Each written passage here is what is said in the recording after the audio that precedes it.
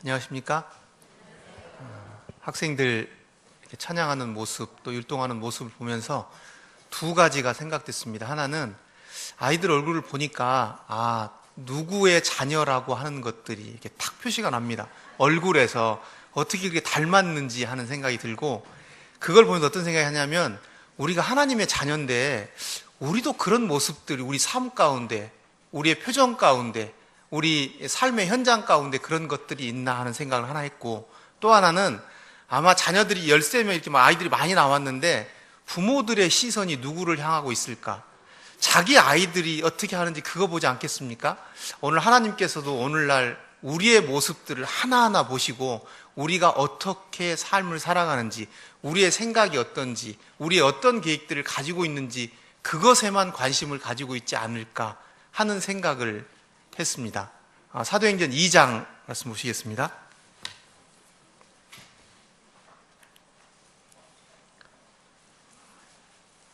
사도행전 2장 36절부터 47절까지 다 같이 한번 읽어보겠습니다.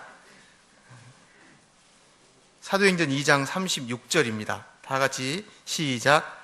그런즉 이스라엘 온 집은 확실히 알지니 너희가 십자가에 못 박은 이 예수를 하나님이 주와 그리스도가 되게 하셨느니라 하니라. 그들이 이 말을 듣고 마음에 찔려 베드로와 다른 사도들에게 물어 이르되 형제들아 우리가 어찌할꼬 하거늘 베드로가 이르되 너희가 회개하여 각각 예수 그리스도의 이름으로 세례를 받고 죄 사함을 받으라. 그리하면 성령의 선물을 받으리니 이 약속은 너희와 너희 자녀와 모든 먼 데 사람 곧 주 우리 하나님이 얼마든지 부르시는 자들에게 하신 것이라 하고, 또 여러 말로 확증하며 권하여 이르되 너희가 이 패역한 세대에서 구원을 받으라 하니, 그 말을 받은 사람들은 세례를 받으매 이날에 신도의 수가 3,000이나 더하더라. 그들이 사도의 가르침을 받아 서로 교제하고 떡을 떼며 오로지 기도하기를 힘쓰니라. 사람마다 두려워하는데 사도들로 말미암아 기사와 표적이 많이 나타나니 믿은 사람이 다 함께 있어 모든 물건을 서로 통용하고 또 재산과 소유를 팔아 각 사람의 필요를 따라 나눠주며 날마다 마음을 같이하여 성전에 모이기를 힘쓰고 집에서 떡을 떼며 기쁨과 순전한 마음으로 음식을 먹고 하나님을 찬미하며 온 백성에게 칭송을 받으니 주께서 구원받는 사람을 날마다 더하게 하시니라. 사도행전 2장은 제자들과 사도들이 성령을 받는 장면으로부터 시작을 합니다. 그들이 성령을 받아서 성령 충만함을 받고 그들이 이스라엘의 3대 그 명절이 있죠. 그래서 그 명절마다 한 번씩 올라오는데 그 명절 중에 하나가 오순절인데, 오순절 77절이라고도 하고, 오순절에 이스라엘 사람들이 이제 이렇게 예루살렘에 모입니다. 많은 지방에서 모였는데 성경을 세보면 최소한 14개 지역의 언어로 이렇게 제자들이 이야기를 합니다. 그러니까 이제 사람들이 놀라서 이게 어떻게 된 일이냐, 어떻게 저렇게 배우지 못하고 어부였던 사람들이 저렇게 다양한 말을 할 수 있느냐라고 놀라기 시작합니다. 이때 베드로가 굉장히 놀라운 설교를 하죠. 설교를 하고 그 설교를 들었던 많은 사람들, 이제 성경에서는 3,000명 정도가 침례를 받고 하나님의 제자로 살아가게 됩니다. 베드로가 한 설교, 2장에 나오는 베드로의 설교는 몇 가지 특징이 있습니다. 여러분 잘 아시는 것처럼 베드로는 예수님이 돌아가실 그 잡히실 때 몰래 따라갔다가 너도 예수님 믿는 사람이지 했을 때 예수님을 부인하고 심지어는 저주를 했던 그런 사람입니다. 어린 계집아이의 그 질문에도 두려워해서 예수님을 부인했던 그런 베드로가 예수님이 부활하신 이후에, 부활하신 예수님을 보고 또 성령이 임한 이후에 베드로의 삶의 모습이 완전하게 바뀐 것들을 보게 됩니다. 그런 베드로가 2장에서 설교하는 것을 보면 몇 가지 특징이 있는데, 첫 번째는 자기가 어떻게 예수님을 만난 것을 이야기하지 않습니다. 자기가 예수님과 살아갈 동안에 나는 예수님과 살아가면서 이런 것도 봤어, 예수님이 이렇게 행하는 것도 봤어, 이런 얘기를 하지 않습니다.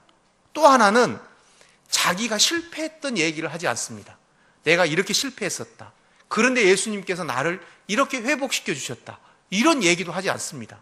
베드로의 설교의 초점은 뭐냐면 오로지 2장 36절에 있었던 것처럼 예수 그리스도가, 당신들이 십자가에 달은 예수 그리스도가 하나님께서 보내신 메시아다. 하나님께서 그를 우리의 주인으로, 우리를 구원자로 보내주셨다고 하는 복음의 핵심만을 이렇게 이야기합니다. 베드로의 설교를 이렇게 들으면서 성경을 해석하고 또는 성경을 학생들이나 또 이렇게 가르칠 때 또는 어떤 공적인 자리에서 설교를 할 때 어떤 태도를 가져야 되는가, 우리가 무엇에 집중해야 되는가, 우리 삶이 무엇을 바라봐야 되는가 하는 생각들을 이렇게 해봤습니다. 이런 설교를 듣고 많은 사람들이 이제 하나님의 제자가 됩니다. 그렇게 제자가 된 다음에 이들의 삶이 어떠냐면 42절부터 나오는데 사도의 가르침을 받아서 교제하고 떡을 떼고 기도하기를 힘쓰고, 또 44절에 보면 서로 물건을 통용하고, 이 말은 서로의 필요에 따라서 자기 것, 네 거, 내 거를 구분하지 않고 어느 성도가 물질이 필요하다고 하면 힘에 지나도록 그것을 돕고 나누어 쓰는 그런 모습들을 보게 됩니다. 또 날마다 마음을 같이 해서 마음이 나뉘지 않고 한 마음으로 그들이 모이기를 힘쓰고, 또 떡을 떼며, 이 떡을 뗀다는 것은 우리가 아침에 이렇게 성찬식을 행하는 것도 포함되고 이후에 애찬을 나누는 것들도 포함된다고 학자들은 이야기합니다. 그러니까 함께 모여서 하나님을 예배하고 또 함께 식사를 나누고 이런 것들을 하고, 또 순전한 마음으로 음식을 먹고 하나님을 찬미하고, 그러니까 사람들로부터 칭송을 받고, 초대교회의 모습입니다. 우리가 닮고자 하는 모습, 우리 교회의 비전이 추구하는 모습, 이것이 우리가 바라는 교회의 모습이 아닐까 하는 생각이 듭니다. 이런 모습을 가지고 있는 교회가 건강한 교회라고 생각이 듭니다. 이러한 모습들이 우리 삶 가운데 나타나는 성도들이 건강한 성도라고 생각이 듭니다. 이런 태도를 가지고 이렇게 삶을 살아가는 그 성도님들의 영혼이 건강하고 살아있다고 생각이 듭니다. 문제는 영혼이 건강하냐, 우리 교회가 건강하냐라고 하는 것들은 사실은 잘 나타나지 않습니다. 이게 쭉 가다가 정말 심각한 문제가 있을 때야 그 성도의 영혼이 건강하지 않았구나, 그 성도의 영혼이 상처를 받았구나, 그 교회가 어려움 가운데 있구나 라고 하는 것들을 발견하게 됩니다. 저는 오늘 영혼의 건강검진이라는 제목으로 형제 자매님들과 교제를 나누고 싶습니다. 저는 이렇게 건강해 보이는데 실제로는 제가 이제 간이 좀 안 좋아서 그 광고 나오지 않습니까? 막 피곤해하고 이런 거. 저는 가끔씩 정말 오후에 되면 만사가 귀찮을 정도로 막 손이 움직이기 싫을 정도로 피곤할 때가 있습니다. 그러면 이제 저 스스로 간 때문이야 이렇게 이제 얘기를 하는데, 그래서 전에는 6개월에 한 번씩 병원에 가서 간 검사를 했습니다. 초음파 검사도 하고 피를 뽑아서 이 간이 정상인지. 그런데 이제 서복중 교수님께서 뭐라고 하시냐면 6개월마다 간을 검사하면 간이 안 좋은 사람들은 초음파 검사를 딱 하고 그 다음에 암이 생기면 6개월 뒤에 죽는답니다. 그래서 3개월에 한 번씩 간 검사를 해야 된답니다. 그래서 실제로 제가 이제 요즘에 3개월에 한 번씩 초음파 검사를 합니다. 다행히 건강보험에서 6개월에 한 번씩 초음파 검사를 하라고 나오고, 또 6개월에 한 번씩은 제가 군 병원에서 검사를 받을 수 있습니다. 검사를 받으면 이제 이렇게 화면을 보여주면서 뭐 간에 뭐 특별한 건 없네요. 그런데 예전에 간 표면에 염증이 좀 있었던 흔적은 있고, 피 검사를 해보니까 어떤 뭐 이 수치는 어떻고 저 수치는 어쩌고 뭐 그래서 현재까지는 아무 이상이 없습니다 하고 이제 먹어야 될 약을 줍니다. 바이러스를 억제하는 약을 주는데, 이렇게 사람의 몸이 좋으냐 안 좋으냐는 피를 뽑거나 또는 뭐 CT를 찍거나 MRI를 찍으면 이렇게 나옵니다. 찍으면 어느 부위를 쫙 이렇게 MRI 찍으면 특정한 이런 이렇게 잘못된 부분들이 이렇게 나타나죠, 영상으로. 이렇게 이제 우리의 몸은, 우리의 신체적인 건강은 그렇게 확인할 수가 있는데, 우리의 영혼이 건강하냐 건강하지 않으냐, 형제 자매님들은 지금 영혼이 건강하십니까? 어떻게 합니까 이거를? 그래서 제가 이제 이렇게 고민하다가, 저의 영혼은 건강한가? 지금 하나님 앞에서 저는 하나님 앞에서 올바른 태도를 가지고 있느냐? 하나님 앞에서 저의 모습은 옳은 그런 모습을 가지고 있느냐? 우리 교회는 어떨까? 형제 자매님들은 어떨까? 하는 생각을 이렇게 해봤습니다. 그래서 제가 오늘 시간이 되는 대로 우리의 영혼이 사실 건강한가? 건강검진을 하는, 영혼의 건강검진을 하는 시간을 한번 가져보도록 하겠습니다. 첫 번째는 2장 37절입니다.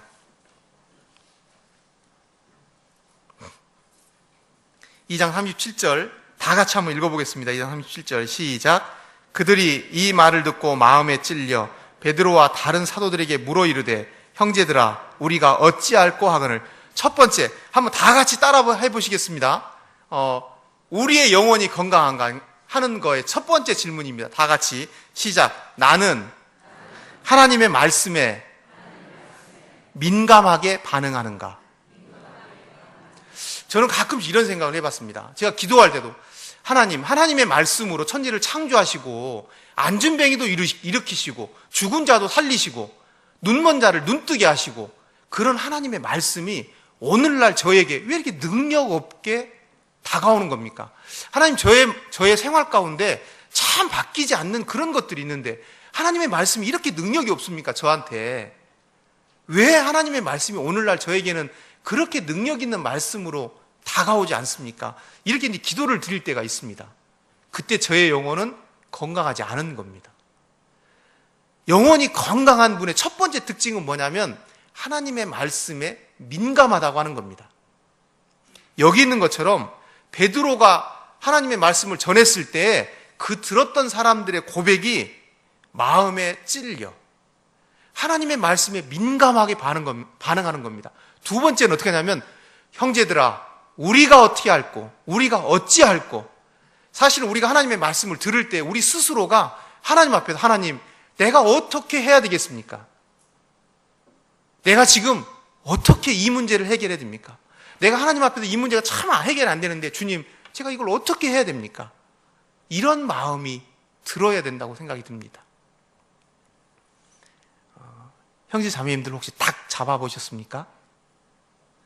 안 잡아보셨죠? 저 어릴 때 이제 시골에서 자란 분들, 나이가 연세가 있으신 분들 아마 닭을 한 번쯤은 잡아보셨을 겁니다.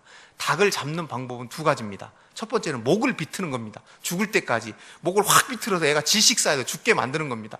그러면 이제 확 비틀어서 애가 푸닥푸닥 거리다가 죽으면 닭이 가만히 있습니다.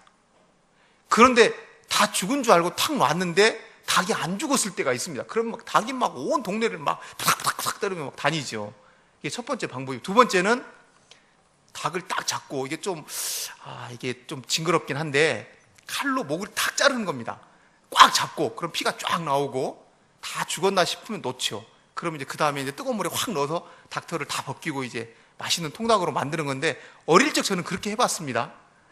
그런데 탁 잘랐는데 다 죽은 줄 알고 닭을 딱 놨는데 이 닭이 안 죽고 바닥바닥 뛰다니면서 닭 피를 온 동네 막 사방에 뿌리고 다니는 그런 경험을 해본 적이 있습니다. 제가 그 생각을 하면서 어떤 생각이 들었냐면 우리도 하나님의 말씀에 정말 반응하지 않을 때는 우리의 영혼이 심각한 상태에 있는 겁니다. 죽은 사람은 아무리 찔러도 아무런 반응이 일어나지 않습니다.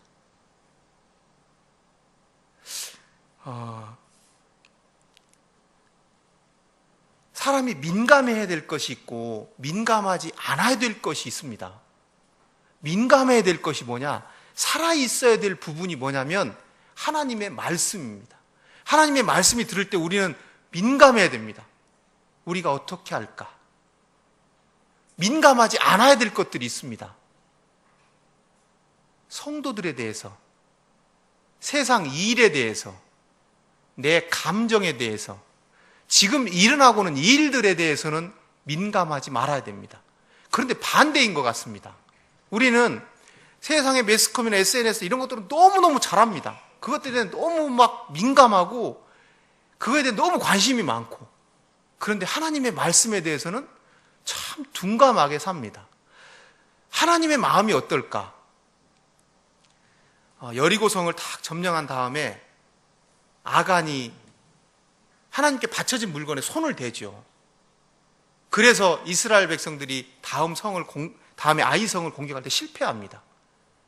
그랬을 때 이 하나님 앞에 죄를 지은 이 아간의 가족들이 다 죽음을 당하는데, 그걸 보면서 우리가 하나님 앞에 드려져야 될 것들을 하나님 앞에 드리지 않고, 하나님 앞에 드려져야 될 시간들, 열정들, 물질들을 하나님 앞에 드리지 않고 있음에도 우리의 마음은 참 담대합니다. 하나님 앞에서 우리 마음에 찔림이 없습니다. 그 구절을 읽을 때 우리 마음 가운데, 하나님, 우리 마음이 내가 어떻게 해야 됩니까? 여기 있던 건 형제들아, 우리가 어찌할꼬? 또 사람의 계획하는 것, 생각하는 것이 악함을 보시고 하나님께서 다 비록 이 사람들을 멸망하실 때 그 하나님의 마음을 이렇게 보시면서, 그 마음을 알면서 내가 하나님 앞에서 범죄하게 될 때, 성도들 앞에서 악한 마음을 가질 때, 그걸 보면서 우리 마음 가운데 형제들아, 내가 어찌할꼬? 그런 마음에 찔림이 있어야 되는데 반대인 것 같습니다.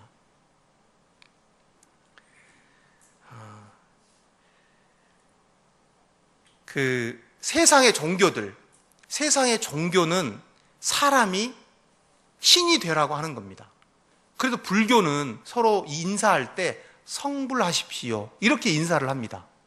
성불하십시오, 스스로 부처님이 되십시오, 이렇게 이야기를 하죠. 그런데 기독교는 반대로 하나님이 사람으로 되신 겁니다. 그리고 성경에서 보면 하나님이 말씀이 돼서 오셨다고 합니다. 자, 우리 잘 아는 말씀 한번 읽어보시겠습니다. 히브리서 4장 12절입니다. 여기에 손을 넣으시고 히브리서 4장 12절,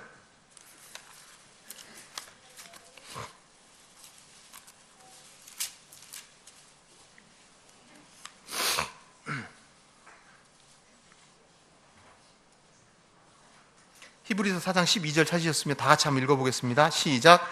하나님의 말씀은 살아있고 활력이 있어 좌우의 날선 어떤 검보다도 예리하여 홍과 영과 및 괄수와 골수를 찔러 쪼개기까지 하며 또 마음의 생각과 뜻을 판단하나니. 여기에 보면 하나님의 말씀은 살아있다고 합니다. 이 말씀이 천지를 창조하셨고 병든 자를 낫게 하셨고 죽은 자를 살리셨습니다. 이 하나님의 말씀은 살아있습니다. 그리고 이 말씀은 활력이 있다, 운동하고 있다. 그래서 이 말씀은 굉장히 날선 검과 같다. 그래서 우리의 마음과 생각과 뜻을 판단하고 찔러 쪼개기까지 한다. 그런데 이 말씀을 들을 때 우리에게 찔림이 없다고 하면 우리의 건강은, 우리의 영혼은 건강하지 않은 겁니다. 심지어는 어쩌면 굉장히 심각한 질병에 걸려 있을 수 있습니다. 아니면 살아있는데도 아프지 않은 경우가 있습니다. 언제입니까? 마취제를 맞으면 안 아픕니다. 살아있는데도 고통을 못 느끼는 때가 있습니다. 마약을 하거나 이러면 고통을 못 느낍니다. 우리가 하나님 앞에서 왜 하나님의 말씀을 들을 때 우리의 마음에 찔림이 없느냐? 우리의 관심이 다른 곳에, 그곳에 푹 빠져 있어서. 학생들 같은 경우에는 연애 소식이나 또는 다른 것들에, 저나 형제 자매들 같은 경우에는 세상이 주는 쾌락이나 물질이나 이런 것들에, 나를 높여주는 것들에 관심이 있을 때 하나님의 말씀을 들을 때 우리의 마음은 둔감해집니다. 이것이 나의 말씀이 아니라 여기 보면 우리가 어떻게 할까? 형제들아, 우리가 어떻게 할까? 사실은 하나님 말씀을 들으면 늘 우리의 마음, 우리의 상태를 보는데 건강하지 않으면 그렇지 않다고 하는 겁니다. 하나님의 말씀은 살아있습니다. 건강한 교회, 그 교회는 말씀이 말씀으로 인정되는 교회라고 생각이 듭니다. 하나님의 말씀이 하나님의 말씀으로 인정되는 교회. 우리 삶을 이렇게 돌아보고 찔림을 받고 또 그렇게 찔림을 받을 때 우리가 세상 풍조에 따라가지 않을 수 있습니다. 요한일서 2장 15절에 보면 이 세상이나 세상에 있는 것들을 사랑하지 말라. 누구든지 세상을 사랑하면 아버지의 사랑이 그 속에 있지 아니하니. 말씀으로 우리가 찔림을 받을 때에 세상 풍조를 따라가지 않을 수 있습니다. 앞에서 말씀드렸던 것처럼 우리가 말씀에 예민해지고 성령님의 인도에 예민해져야 합니다. 그리고 환경에는 둔감해져야 합니다. 사람에 대해서는 좀 너그러워야 됩니다. 한번 따라서 해보시겠습니다. 말씀에 대해서는 민감하고 성도들에 대해서는 너그러워집시다. 반대가 되지 마시고 말씀에 민감하십시오. 다른 성도의 태도에 대해서는 좀 너그러워지고 넓은 마음을 가지시고 환경에 대해서도 너그럽게 좀 둔감하게 생각하십시오. 형제 자매님들 경험해 보셔서 알겠지만 실제로 지금 겪고 있는 굉장히 어렵다고 문제가 되고 있는 것들 1, 2년 지나면 아무것도 아닙니다. 지금 어떤 성도 때문에, 어떤 형제 때문에, 어떤 자매 때문에 마음에 어려움이 있다고 하는 것들 1, 2년 지나고 나면 사실 아무것도 아닌 것들이 대부분입니다. 그런데 그것 때문에 하나님의 말씀이 옆으로 치워지고 민감해지지 않고 둔해지고 이런 일이 없었으면 좋겠습니다.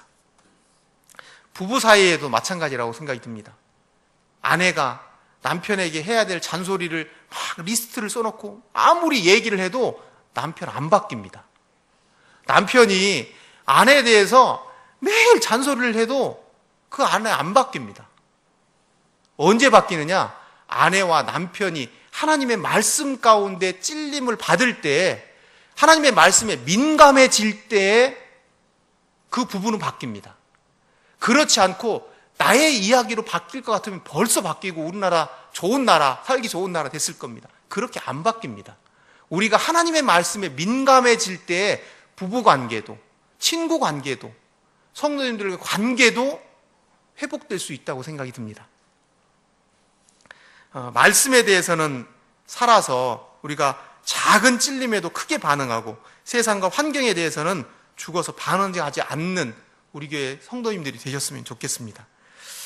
말씀에 찔림을 받아서 우리가 어찌할꼬, 말씀에 찔림을 이렇게 받으면 사실은 다른 사람의 평가에 대해서는 조금 무뎌질 수 있다고 생각이 듭니다. 우리 다른 사람들 보지 말고 다른 사람들 평가에 좀 둔감해지고 오직 하나님의 말씀에 우리의 시선을 고정하고 하나님의 말씀에 민감해지는 형제 자매님들이 되셨으면 좋겠습니다.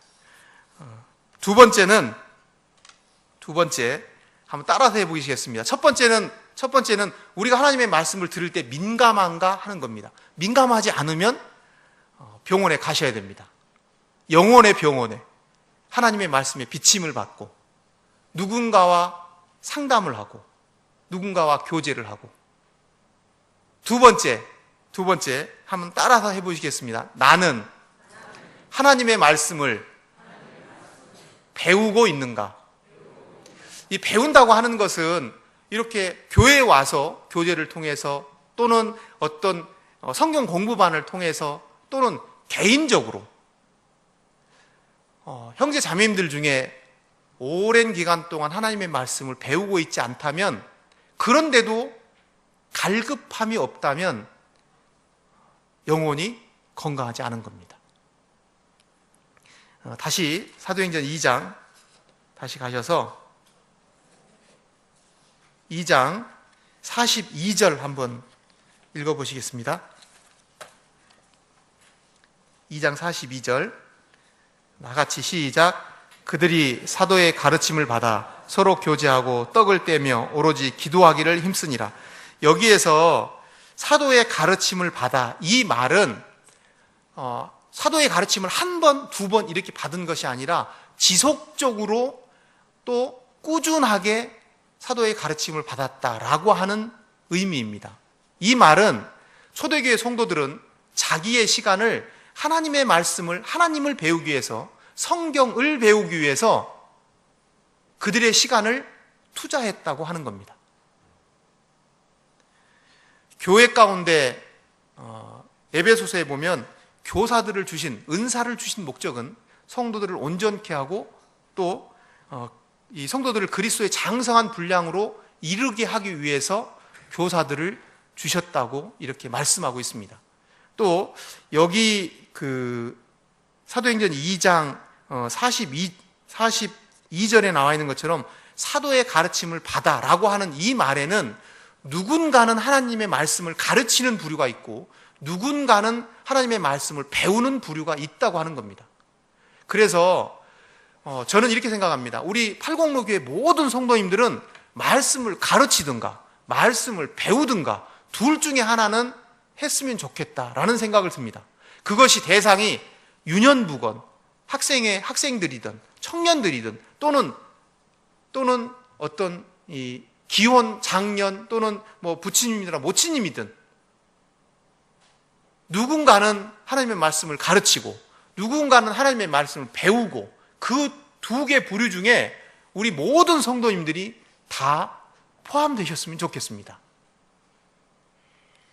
수요일에 8월 1일 날 수요일에 황희영 지사님이 마태복음 28장을 가지고 가르쳐 지키게 하라라고 하는 말씀을 이렇게 교제해 주셨는데 들으면서 참 공감이 되고 교훈을 많이 받고 또 제 삶을 돌아보는 그런 계기가 됐습니다.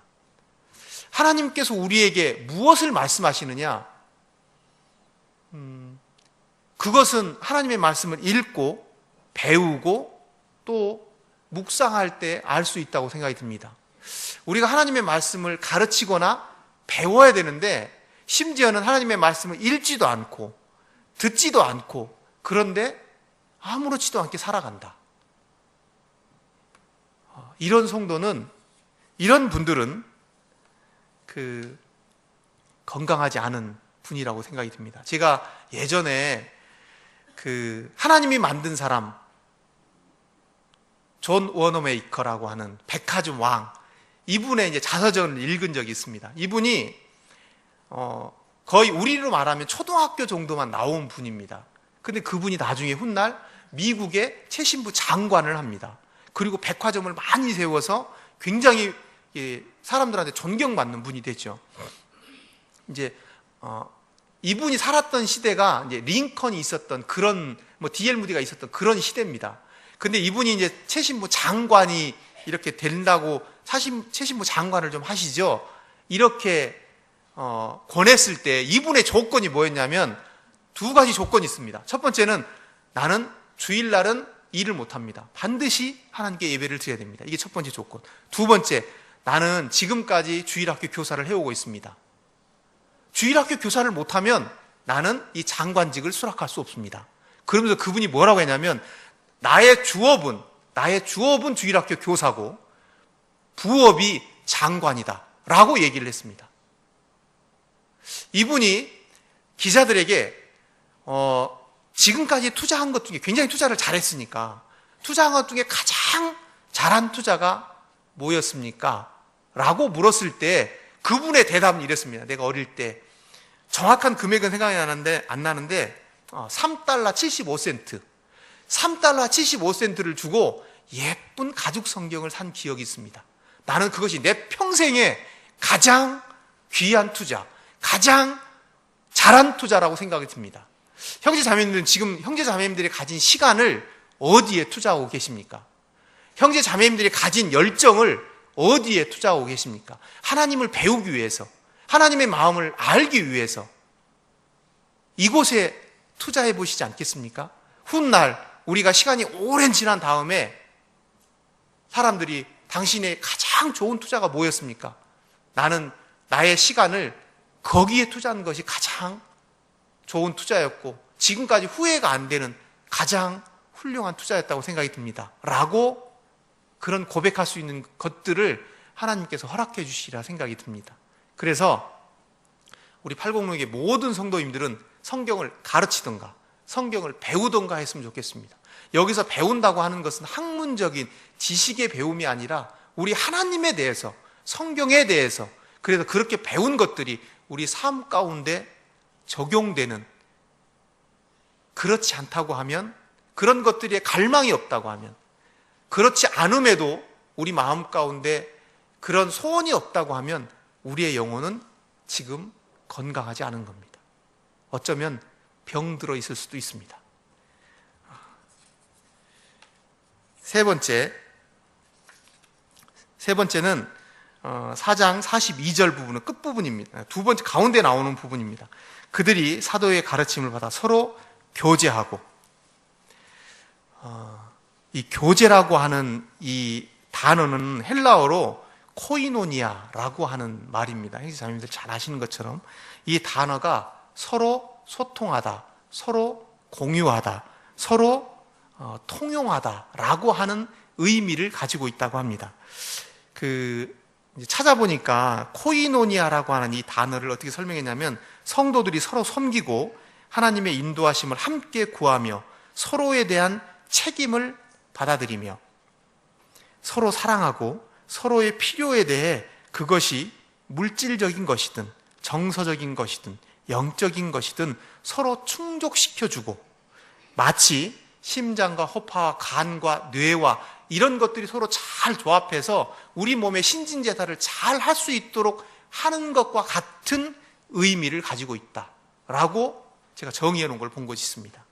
교제라고 하는 것들은 뭐냐면 서로 만나서 이야기하는 것뿐만 아니라 서로의 필요들을 채워주고, 그 필요는 영적인 것이 될 수도 있고 또는 정서적인 것이 될 수도 있고, 또는 여기 42절 후반에 나오는 것처럼 실질적인 물질의 필요일 수 있고, 또 서로가 서로를 아껴주고 서로의 마음에 있는 깊은 것들을 서로 나누고 위로하고, 이런 것들을 교제라고 정의하고 있습니다.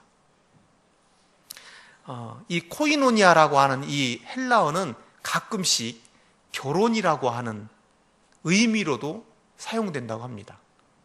이게 얼마나 친숙한 의미인지 이렇게 알 수 있습니다.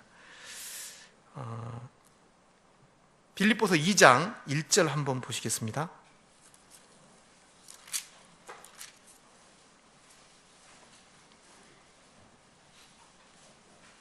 빌립보서 2장 1절 다 같이 한번 읽어보시겠습니다. 시작.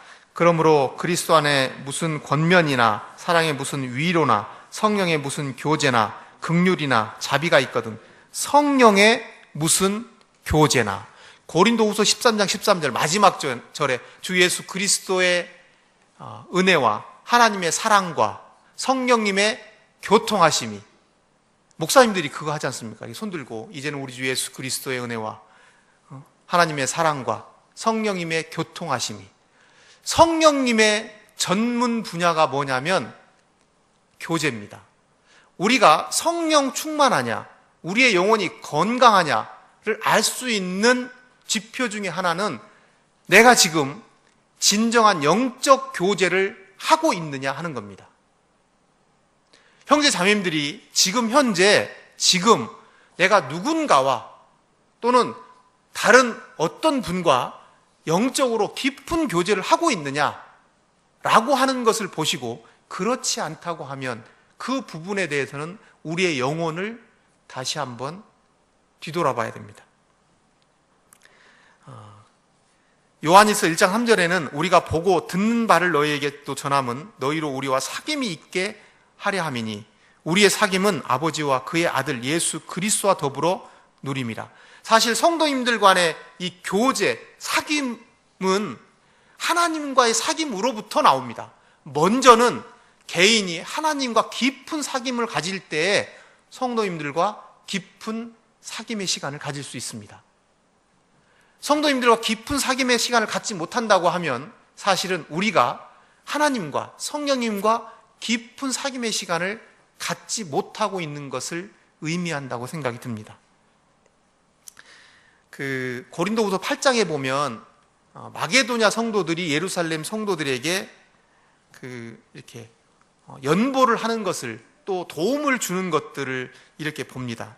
8장 1절 2절에 보면 형제들아 하나님께서 마게도냐 교회들에게 주신 은혜를 우리가 너희에게 알리노니 환난의 많은 시련 가운데서, 그러니까 마게도냐 성도들이 편하게 살았던 것도 아니고 부유하게 살았던 것도 아닙니다.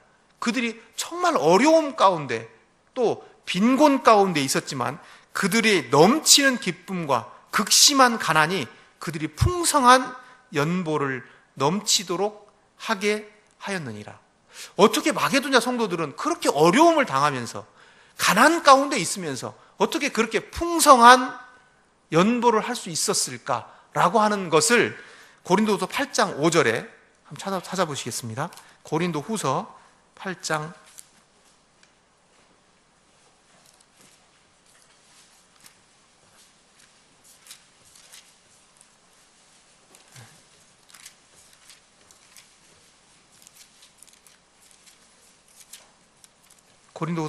5절 찾으셨으면 다 같이 한번 읽어보시겠습니다. 다 같이 시작. 우리가 바라던 뿐만 아니라 그들이 먼저 자신을 주께 드리고 또 하나님의 뜻을 따라 우리에게도 주었도다. 마게도냐 성도들이 먼저 자신을 누구에게 드렸다고 하냐면 주님께 드렸다고 합니다. 우리가 하나님 앞에 우리의 것들을, 우리의 시간을, 우리의 열정을, 우리의 어떤 가지고 있는 가치들을 하나님 앞에 드릴 때 자연적으로 따라오는 것이 뭐냐면 교제입니다. 그 교제를 통해서 자연스럽게 따라오는 것이 뭐냐면 섬김입니다. 사도행전 2장 후반절에 보면 그들이 어떻게 성도들을 섬겼는지, 그들의 교제 모습이 어떻게 나타났는지 구체적으로 나타납니다. 우리 삶 가운데 그런 것들이 없다고 하면 우리의 삶을, 우리 자신을 주님께 먼저 드리지 않은 것이고 주님과의 교제가 원만하지 않은 것이고 깊지 않은 겁니다. 우리는 사실은 구원받은 모든 성도들은 영적인 공동체입니다. 영적인 가족입니다. 가족은 서로를 아껴주고 보듬어주고 위로하는 존재입니다. 가족은 서로를 헐뜯지 않습니다. 잘못되다 할지라도 가족은 그 잘못을 덮어주는 것이 가족입니다. 우리가 형제 자매들을 원망하고 불평하는 것은 한 가족으로서 가져야 될 올바른 태도는 아니라고 생각이 듭니다. 우리는 하나님 앞에서 한 가족입니다.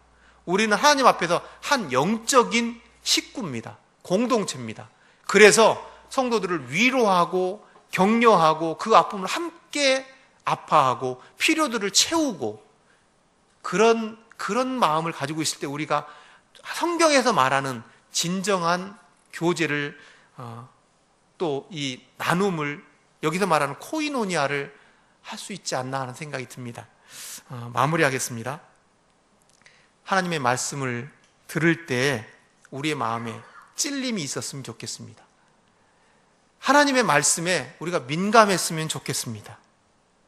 반대로 세상 일들에 대해서는 좀 둔하고 성도들에 대해서는 좀 너그러웠으면 좋겠습니다.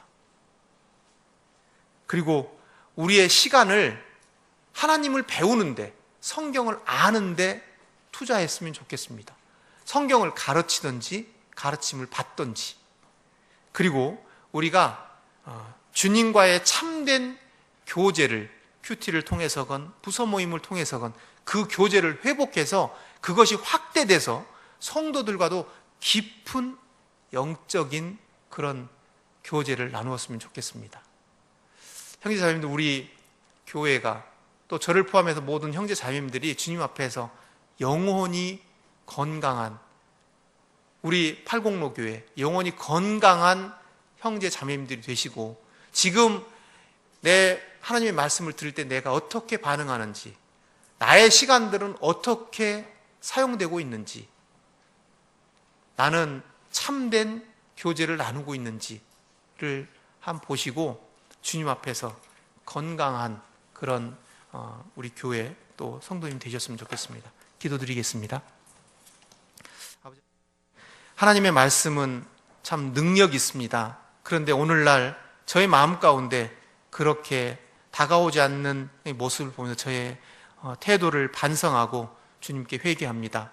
아버지 하나님, 우리가 하나님의 말씀에 민감할 수 있도록 은혜 베푸시고 성도들에 대해서는 사랑으로 너그러워질 수 있도록 도와주시옵소서. 우리가 세상 일들에 대해서는 둔감하고 하나님의 일에 대해서는 관심을 가지고 민감할 수 있도록 도와주시옵소서. 우리가 배우기를 쉬지 않도록 하시고 주님을 닮기를 원하는 마음을 가지고 하나님의 말씀을 가르치고 가르침을 받을 수 있도록 도와주시고, 우리가 하나님 앞에 하나님과의 영적 깊은 교제를 통해서 성도들과도 그런 교제를 나눌 수 있도록 은혜를 베풀어 주시옵소서. 하나님의 말씀이 우리 삶 가운데 하나님의 말씀으로 인정되고 하나님이 하나님 의로 우리가 인정할 수 있도록 아버지 하나님 축복해 주시고 도와주시옵소서. 이 모든 것을 예수님의 이름으로 기도를 드립니다.